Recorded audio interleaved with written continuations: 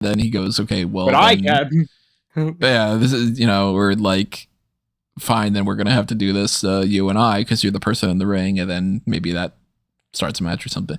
That would be my favorite scenario, is if it's Nick Aldis.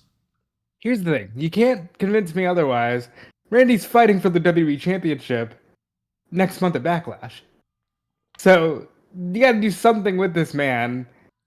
One, because it's WrestleMania and people love themselves some RKO. Two, because he's gonna be in the main event program going into Backlash. So, Randy needs to be on this show. I'll guess Aldis, because it's fun.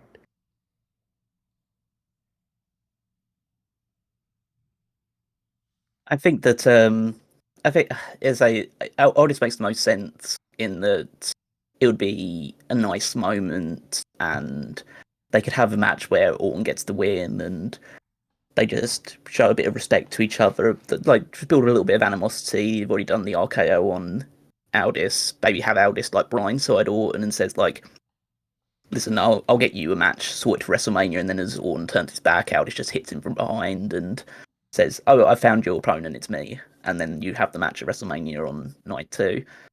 But yeah, but there's also just the equal possibility of like they have the match with Solo Sikoa, and if they do have a match with Solo Sikoa, then I could go with a situation where like the match is over in about like 30 seconds.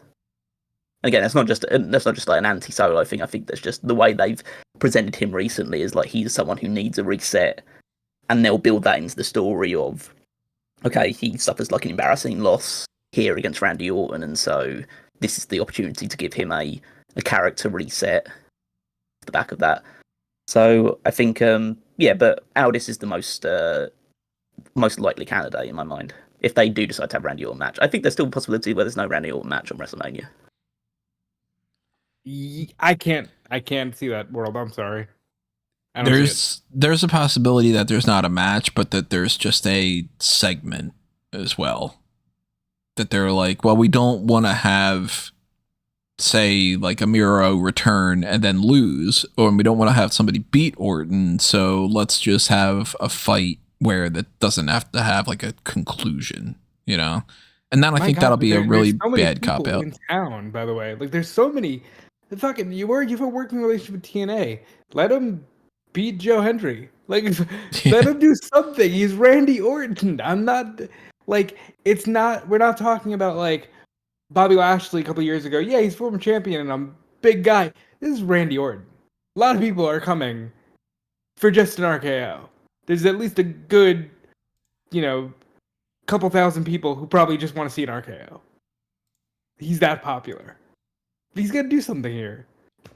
By the way, Sami Zayn's in town for that stupid Tony Hinchcliffe MAGA comedy hour. Fucking let him fight Randy. That could be fun. Sami Zayn pops out and has the match. I'd be down for that. Somebody have the match with Randy Orton. It's kind of up in the air. They might announce something on Friday, but at that point, we'll have already done the hot tags and stuff, so it'll be what it is, But let's move on to the matches we know for sure are happening on Sunday, and I am kind of lost about what opens up this card. So quick rundown before we bounce around. We know the main event is Cody Rhodes against John Cena for the undisputed WWE Championship, and then the first match of the night could be any of these combos. AJ Styles versus Logan Paul, Damian Priest versus Drew McIntyre in a Sin City street fight, Liv Morgan and Raquel Rodriguez against Bayley and Lyra Valkyria for the women's tag titles. That is certainly not going to go on first.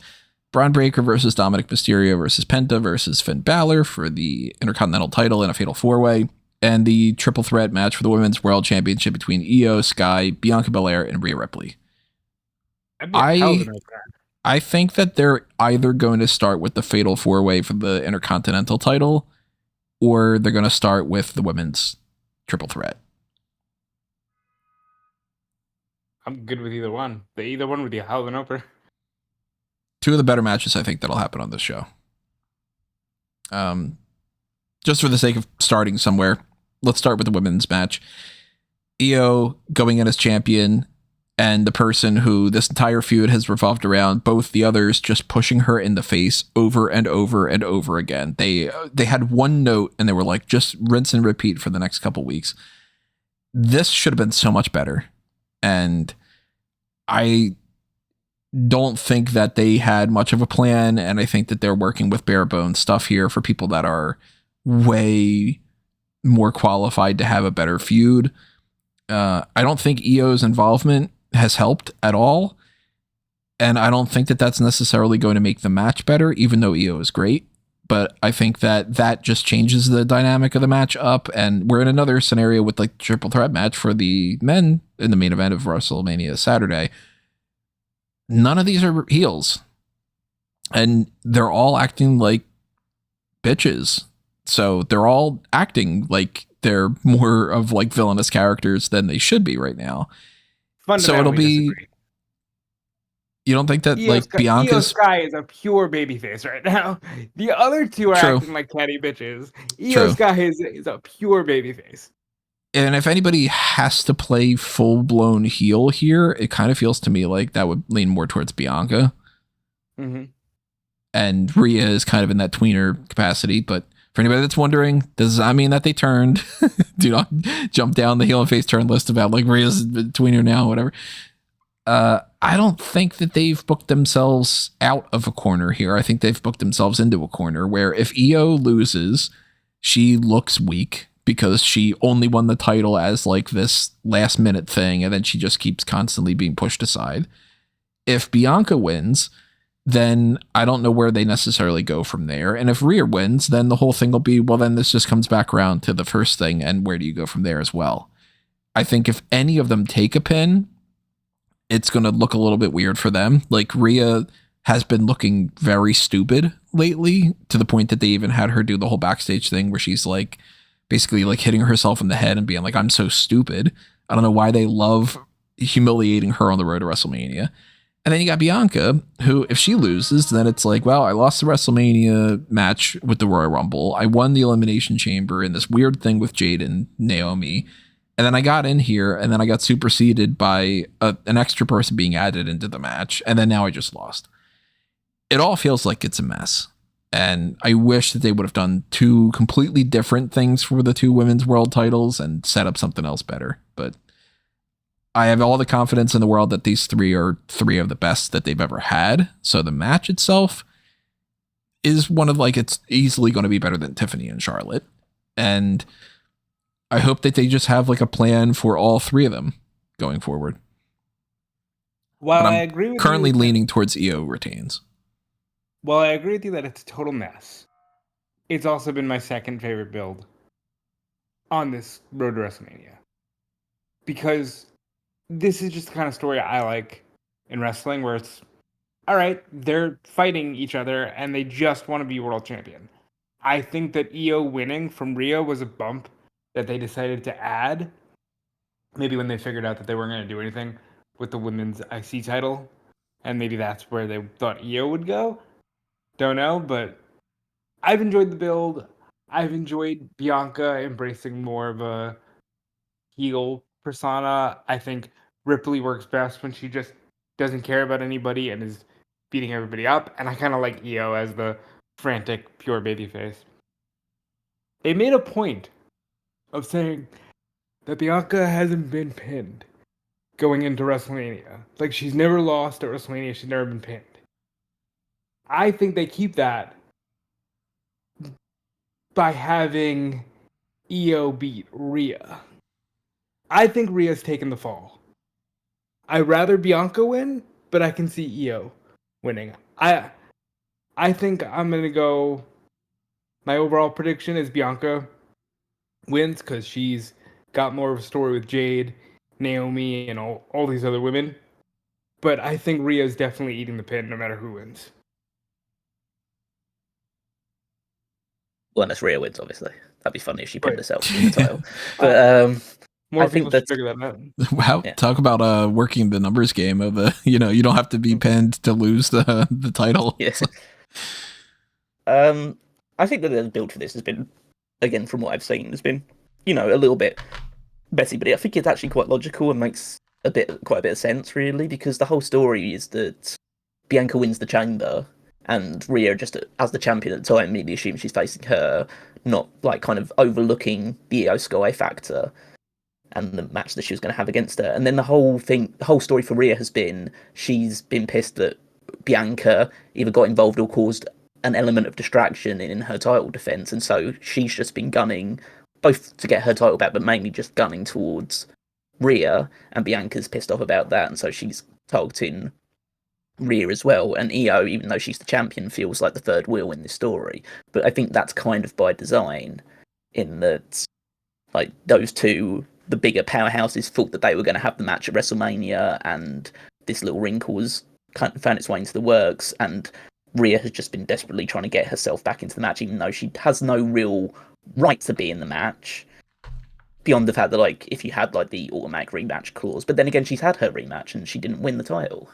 Yeah, but that's solely because of the referee being Bianca.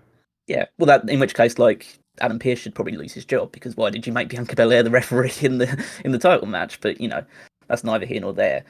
I think the situation probably ends up in, like, the match itself should be a lot of fun because of the players involved in it, and I think that the whole story they'll tell early on is that it will probably just be a Bianca and Rhea match with Io trying to get involved, and they'll play off the segments that they've done so on Raw, where they'll just be pushing her out of the way or just trying to throw her out of the ring constantly, and then Io hits, like, you know, a springboard drop kick, takes them both out, and then we get the actual three-way match. But yeah, I don't think that this has been a poorly told story by any stretch of the imagination. I think they've actually done what they would have, what they could have what expected to do. And I think, you know, would I have probably preferred a singles match? Potentially. I think the singles matches in general are usually better than triple threat matches. But if it's a good triple threat match told correctly and the story's done right, then I don't think this has been bad. I think the one thing I would say that's been negative in the story, unless this is their long-term aim, is that, like, the crowd has turned on Bianca something fierce.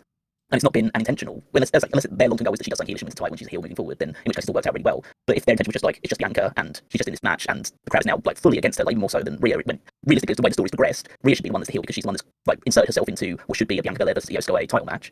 And she's just trying to constantly get involved and interrupt and trying to get sour grapes in that regard. But no, the crowd has decided that Bianca's the bad guy. And so they probably should lean into that, and even if the plan wasn't to turn her heel off the back of that reaction. But yeah, and in which case I think that Bianca will win the title, because I think they just give Io a run. Io is a more sympathetic babyface than Rhea Ripley is, and it means that it would mean more if you're turning Bianca heel that she does it by screwing Io out of the championship rather than Rhea. I think there's definitely more of a chance that Bianca wins the title than Rhea. Rhea is like almost guaranteed to not walk out with the belt. And I think it's going to SmackDown. I think it's time to shake it up a little bit for Rhea and have her go to the other brand and, you know, feud with someone else. The draft stuff, that's totally all, like, I have no idea what they have planned there. I don't think they have any of that worked out except for maybe like 2 or 3 little things here and there about, like, they gotta fucking put Roxanne on the main roster. That'd be hilarious. Like they move Rhea into SmackDown to have some fresh feuds, and it's like, and also drafted to SmackDown Liv Morgan. Right. And then you just go back to that route again. But yeah, I definitely see a scenario where she switches brands. But then again, like, Bianca's going to have to kind of switch brands because she's technically still a SmackDown superstar, fighting for the Raw title. Yeah. Yep. And then if Bianca switches to Raw, then the Street Profits do, because they keep the married couples together, which then if they are the tag team champions on SmackDown, then do they drop the belts to the Motor City Machine Guns? Do they drop the belts to somebody else in the meantime? Do they carry them over and switch to world titles? And, like, you know, there's confusing things when it comes to that too. Which that also could happen very well, because think about it this way, the world titles do not have to be on Raw. The world titles can be on SmackDown.